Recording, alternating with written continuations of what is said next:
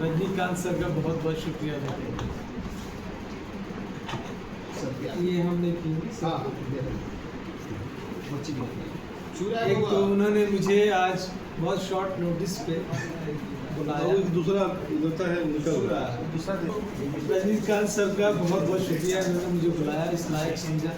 इससे पहले भी ऐसा हुआ कि बहुत शॉर्ट नोटिस पे मुझे लोग बुला लेते हैं। हालांकि मुझे बहुत ज़्यादा डीप मेरी स्टडी नहीं है, लेकिन अगर आप कुछ सीखना चाहें तो ये सीखेंगे कि मैं हमेशा जो है न्यूज़पेपर के मीडियम से और करंट अफेयर्स की मीडियम से हमेशा अटैच रहता हूँ, थोड़ा सा इन्वॉल्व रहता हूँ दुनिया में वो क्या कर रहा है। शायद हो सकता है इसी से थोड़ी बहुत मेरी समझ बनती है। दूसरी बात यह है कि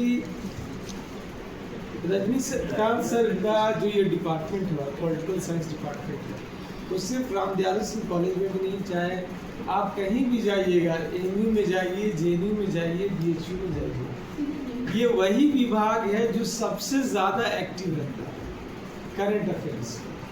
सबसे ज़्यादा सेमिनार होते हैं। मैं एमयू में था तब भी देखा, जेएनयू में था तब भी मैंने देखा। तो एक डिपार्टमेंट ये आपका ऐसा है जो जिसके ऊपर रिस्पॉन्सिबिलिटी होती है कि वो नई नई चीज़ों को और या जो घटनाएं हो रही है जियोपॉलिटिक्स या जो इकोनॉमी में, उसको समझे और दूसरों को समझाए। इसकी जिम्मेदारी ज़्यादातर पॉलिटिकल साइंस डिपार्टमेंट को हर जगह दी जाती है और वो लोग लेते भी हैं, तो ये बहुत अच्छी बात है। तीसरी चीज़ क्या है जो मैं फर्मली बिलीव करता हूँ एज ए स्टूडेंट भी और एज ए रिसर्च स्कॉलर भी, कि पॉलिटिकल साइंस का जो डिसिप्लिन है वो सबसे ज़्यादा इम्पोर्टेंट दुनिया में इसलिए है कि वो लोगों को डेमोक्रेटिक मेथड और मीन्स सिखाए। ये जो आप देख रहे हैं किताब का डिस्कशन जो है, ये एक बहुत डेमोक्रेटिक प्रोसेस है। सर ने कहा कि नॉलेज का डेमोक्रेटाइजेशन हो जाना, डिसेंट्रलाइजेशन हो जाना, ये बहुत इम्पोर्टेंट है। और डेमोक्रेसी सिर्फ एक इंस्टीट्यूशन नहीं है। मैं थोड़ा सा टॉपिक से हट रहा हूँ क्योंकि ये बहुत ज़रूरी है जानना कि ये एक माइंडसेट है। इंसान अपने आप को बिल्कुल तोड़ ले और वन अमॉन्ग इक्वल्स हो जाए सभी के साथ, उसी का नाम डेमोक्रेसी है। किताबों में डेमोक्रेसी पढ़ लेना एक अलग चीज़ है। आप देखिएगा इंडिया में बहुत सारे डेमोक्रेटिक लीडर हैं, लेकिन वो डेमोक्रेटिक है नहीं। वो चुन के आए हैं एक इलेक्टोरल प्रोसेस से, लेकिन उनका दिमाग डेमोक्रेटिक है, दिमाग सामंतवादी फ्यूडल है। वो आज भी जात पात धर्म से विश्वास, जितने ज़्यादा आप बैरियर्स को तोड़ पाते हो, इंसान के बनाए हुए जितने भी ज़्यादा बैरियर्स को आप तोड़ते हैं, उतना ही ज़्यादा डेमोक्रेटिक आपका नेचर होता है। और सबसे अंत में या सबसे पहले आप अपने आप को भी तोड़ लेते हैं, वो भी एक डेमोक्रेसी है। आप नॉलेज चाहे जितना भी गेन कर लें, अगर आपका फीट ग्राउंडेड है, if you remain grounded, if you remain simple, if you remain attached to your root, you are a democratic person. So reading democratic process or electoral process is not democracy. Democracy lies in your mindset. It is an attitude. Attitude of what? Attitude of being among equals. There is absolutely no difference between human beings. And not only human beings, between the plants and animals, trees. No, democracy का जो दायरा है वो इंसान के सिर्फ आपसी ताल्लुकात से रिलेटेड नहीं।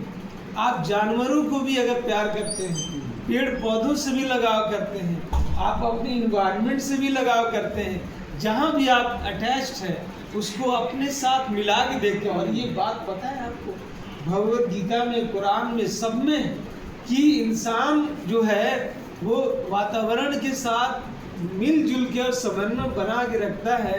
ये बात पहले से हमारे धर्म ग्रंथों में, यानी डेमोक्रेटिक प्रोसेस जो है इंसान की सिर्फ गवर्न करने का प्रोसेस नहीं, ये पूरा वे ऑफ लाइफ है। जानवरों के साथ भी, नॉन लिविंग के साथ भी, ट्रीज के साथ भी, प्लांट्स के साथ भी। इसीलिए तो आज ग्रीन पॉलिटिकल थियोरी भी डेवलप हो रही है कि आप जो है, मैं थोड़ा बहुत ही जानता हूँ, रजनीकांत ज़्यादा जानते होंगे, कि जानवरों का भी ट्रीटमेंट हम कैसे करें, प्लांट्स का भी कैसे करें, एनिमल्स का भी कैसे करें। तो ये है एक डेमोक्रेटिक प्रोसेस। और ये जो प्रोसेस इन्होंने शुरू किया है, ये एक डेमोक्रेटिक प्रोसेस है, एंटी ब्राह्मणाइजेशन है। जो नॉलेज हम लोग गेन करते हैं और सबको एक्सेसिबल हो नॉलेज, ये बहुत इंपॉर्टेंट है आज की डेट में। आप देखिएगा कहीं ना कहीं हमारे यहाँ इंडिया में जो सिस्टम डेवलप थे वो सब ब्राह्मणाइज थे, चाहे मुस्लिम्स में हो या हिंदू कम्युनिटीज़ में हो। कोई ना कोई एक खास वर्ग तो नॉलेज को कंट्रोल करता है, ये सभी धर्मों में, उसको तोड़ के नॉलेज अवेलेबल हो, ये सबसे इम्पोर्टेंट है। इसके लिए मैं रजनीकांत सर का धन्यवाद दूंगा कि जो बड़े बड़े इंस्टीट्यूशंस में जो प्रोसेस था वो यहाँ भी ये लागू कर रहे हैं, हम लोग आगे भी इन्वॉल्व रहेंगे। और जहाँ तक अब दूसरी बात जो आती है, रजनीकांत सर जो डिस्कस कर रहे थे और मैं अक्सर सुनता हूँ, जयशंकर जी का आपने नाम लिया, बहुत वो भी जेएनयू के ही स्टूडेंट हैं और फॉरेन मिनिस्टर हैं। आज के डेट में जो सबसे इम्पोर्टेंट है, 3-4 चीज़ें हैं जो रजनी सर बता रहे हैं, मैं फिर दोबारा से रिपीट करूँ। एक तो कि इस ग्लोबल ऑर्डर में rise of India cannot be stopped. हमारा जो राइज हो रहा है इस पूरी दुनिया में, उसको दुनिया में कोई अब रोक नहीं सकता है। हालांकि सुनने में इंडोसेंट्रिक है, लेकिन ये बात फैक्ट है। इसकी वजह ये भी है कि या तो हम एक स्किल्ड मैन फोर्स, हमारे पास एक स्किल्ड एजुकेटेड फोर्स है जो टेक्नोलॉजिकली बहुत स्ट्रॉन्ग है, जिसके पास स्किल्स है, हुनर है, इसके हम लोग बिल्कुल समझ लिए तो मक्का ऑफ दो स्किल्ड फोर्स है दुनिया में। हमारे इंजीनियर्स, हमारे डॉक्टर्स, हमारे लॉयर्स, हमारे टीचर्स, हम लोग के पास जो ह्यूमन रिसोर्स है बहुत वर्ल्ड क्लास है। और ये वर्ल्ड क्लास रिसोर्सेज हालांकि वेस्टर्न वर्ल्ड को बहुत चीपली अवेलेबल हो जाता है, लेकिन फिर भी हम लोग वर्ल्ड क्लास हैं। दूसरी बात ये है, एक तो इंडिया का अपना पोजीशन, दूसरी चीज़ ये है कि हमारी स्ट्रैटेजिक ऑटोनॉमी, ये दूसरा पॉइंट है आज के लिए। हम कैसे दुनिया में, पहले हम न्यूट्रलिटी की बात करते थे कि हम अलाइन नहीं होंगे, लेकिन इस न्यूट्रलिटी के आड़ में हमने बहुत सारे अलाइनमेंट अभी बना रखे हैं। जैसे कि इंडो पैसिफिक में देखिएगा तो हमारा क्वाड, ये जो इंडिया, अमेरिका, जापान और ऑस्ट्रेलिया, जिसमें हम मैरीटाइम डेमोक्रेटिक कंट्रीज के साथ जो समुद्री रिसोर्स है, समुद्री जगहों पे जो वेस्ट है, उसके साथ हमने संबंध बनाया क्वाड के थ्रू। और यह एक पॉलिसी लुक ईस्ट की तरफ आती है कि हमें वेस्ट की तरफ ना जाके अब हम पूरब की तरफ देखेंगे तो पूरब में हमें जो है इंडो पैसिफिक के ये स्टेट्स नजर आते हैं क्वाड्स में हमने। और ये क्वाड जो हमने बनाया है ये स्ट्रैटेजिक, मैं बता रहा हूँ कैसे, कि इंडिया, यूनाइटेड स्टेट्स, जापान और ऑस्ट्रेलिया, ये जो हम कोऑर्डिनेशन हमने जो बनाया है ये मिलिट्री अलायंस नहीं है, लेकिन कहीं ना कहीं हम चाइना को काउंटर इस अलायंस में हम लोग आए हैं। और देखिए इंडिया की ब्यूटी देखिए कि ये अलायंस हमने चाइना को काउंटर के लिए किया है। और एक और ब्रिक्स जो हमने बनाया है, ब्राज़ील, इंडिया, चाइना, उसमें चाइना भी, हाँ। उसमें रशिया भी है, उसमें अफ्रीका है। वो हमने जो अलायंस बनाया है वो एक्चुअली राइजिंग इकोनॉमीज को बनाया है, वेस्ट को काउंटर। दो चीज़ें हमने अलायंस बना रखी है। एक तो हमने चाइना को काउंटर करने के लिए क्वाड के साथ हमने, दूसरा हम वेस्ट को काउंटर करने के लिए ब्रिक्स के साथ। जो इमर्जिंग इकोनॉमीज हैं दुनिया की, ऑलमोस्ट आप देखेंगे तो 50% पॉपुलेशन से ज़्यादा और 50% से ज़्यादा जीडीपी भी इसी 4-5 कंट्रीज के पास। तो हम वेस्टर्न डोमिनेंस को काउंटर करने के लिए भी ब्रिक्स के साथ है। और इस बात में कोई दाव नहीं, हमने कई सारे फाइनेंशियल इंस्टीट्यूशंस दुनिया में बनाए हैं, शायद एनडीबी भी है, न्यू डेवलपमेंट बैंक भी है, कुछ ब्रिक्स के थ्रू हमारे फाइनेंशियल इंस्टीट्यूशंस भी बन के आ रहे हैं। डी डॉलराइजेशन की बात चल रही है कि डॉलर की जगह हम कैसे अल्टरनेटिव अपनी एक करेंसी फ्लोट कर सकते हैं जो हम लोग वेस्टर्न डॉलर को काउंटर करेंगे। ठीक है, ये हो गया स्ट्रेटजिक पॉइंट ऑफ व्यू। दूसरा, मल्टीपोलैरिटी की जहाँ तक बात आती है वो भी आपको अब दिखने लगेगा। और जैसा कि मैंने रिसेंटली अभी लिखा भी था, ये जो युद्ध चल रहा है, अगर इस युद्ध को सस्टेन कर जाते हैं रशिया, चाइना, ईरान और नहीं झुकते हैं तो 21st सेंचुरी का मैं सुन रहा था, GD retired general GD Bakshi का बहुत सारे वीडियोस आजकल चल रहे हैं ईरान वार पे, कह रहा है कि most defining war of 21st century Iran war, इसके साथ जुड़ना ही चाहिए इमर्जिंग इकोनॉमी को, लोगों को अमेरिका के हेजेमनी के खिलाफ खड़ा होना चाहिए। अगर ये में यहाँ पे ईरान अगर झुक जाता है, ईरान को दबा देता है, फिर दोबारा से वेस्टर्न यूएस की हेजेमनी एस्टैब्लिश। और यूएस, एक बात जान लीजिए, अगर आप लोग नहीं सुनते हैं तो सुनिए, अभी जो मार्को रूबियो और डोनाल्ड ट्रंप के जो स्टेटमेंट्स आ रहे हैं, ये एक्चुअली वेस्टर्न हेजेमनी को फिर से एस्टैब्लिश करने की कोशिश है। ये मल्टीपोलर वर्ल्ड के खिलाफ जाने का ये सब ड्रामा आप देख रहे हैं, वेनेजुएला के खिलाफ, इसके खिलाफ, इसके बाद इन्होंने क्यूबा का भी प्लान बनाया है, इन्होंने ईरान का भी प्लान बनाया है, हो सकता है रशिया को भी टारगेट करेंगे। तो ये जो है वही यूनिपोलर वर्ल्ड जो यूएस का एस्टैब्लिश हुआ था, उसके खिलाफ सर ये चल रहा है मामला। और ये कई बार मार्को रूबियो ने वेस्टर्न प्लेटफॉर्म पे जाके कहा है कि आप लोगों की वजह से फ्रांस, इंग्लैंड और ये जर्मनी को कई बार ये जेडी वांस ने भी, मार्को रूबियो ने भी जाके वहाँ पे इतना क्लियरली कहा कि your civilization is under decline because you are not paying attention. तो वो कहीं ना कहीं अब वेस्ट की हेजेमनी को फिर से दोबारा, क्यों?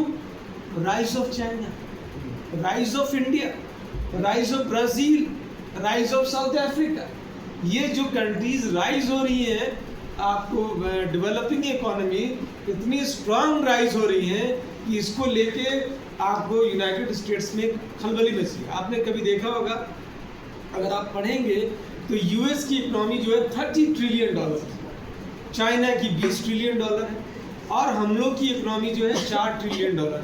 और फ्रांस, जर्मनी और ये रशिया तो थोड़ा सा कम है, लेकिन जर्मनी, फ्रांस और इंग्लैंड की लगभग $3-4 ट्रिलियन की इकोनॉमी है। लेकिन हम लोग क्यों, हमारा इम्पोर्टेंस है इसलिए कि हमारे पास कंज्यूम करने के लिए इतनी ज़्यादा हमारे पास कंजम्पशन की एबिलिटी है कि हम उनके टेक्नोलॉजिकल रिसोर्सेज, हमारे मोबाइल फ़ोन्स, लैपटॉप्स, और देखिए ये फ़ायदा उनको भी हो रहा है क्योंकि हमारे पास टेक्नोलॉजी वाइज ऐसी टेक्नोलॉजी, कंपीटिंग टेक्नोलॉजीज अभी नहीं है ताकि हम लोग अपना फ़ोन खुद खरीद सकते हैं। हम आज भी वीवो खरीद रहे हैं, हम आज भी ओप्पो खरीद रहे हैं, हम आज भी लिनोवो खरीद रहे हैं, हम आज भी डेल खरीद रहे हैं, हम आज भी ओप्पो, क्योंकि हमारे पास अगर हमारा मैन्युफैक्चर, इसीलिए मेक इन इंडिया का इतनी बार हमारे नरेंद्र मोदी कहते हैं, कह तो देते हैं, लेकिन उसको इम्प्लीमेंट करने के लिए हमारे पास रिसोर्सेस नहीं है, हमारी कंपीटिंग टेक्नोलॉजी नहीं है, इसीलिए ये पैसा उनको जा रहा है, इवेंचुअली चाइनीज़ कंपनी को जा रहा है, साउथ कोरियन कंपनीज को जा रहा है। तो मेक इन इंडिया भी बहुत ज़रूरी है,